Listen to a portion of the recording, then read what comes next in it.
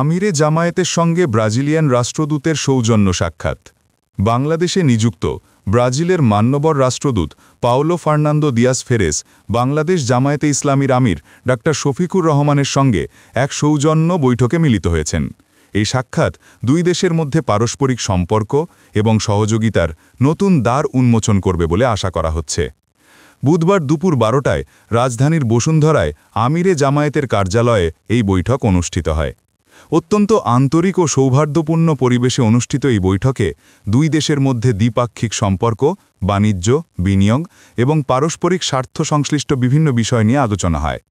বৈঠকে শুরুতে ব্রাজিলের রাষ্ট্রদূত আমিরে জামায়াত ডা শফিকুর রহমানের স্বাস্থ্যের খোঁজখবর নেন এবং তার পূর্ণ আরোগ্য কামনা করেন।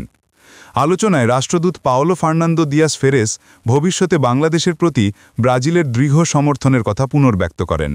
উভয় পক্ষই আশা প্রকাশ করেন যে আগামী দিনে দুই দেশের মধ্যে সম্পর্ক আরও শক্তিশালী হবে এবং বাংলাদেশে ব্রাজিলের বিনিয়োগ বাড়বে।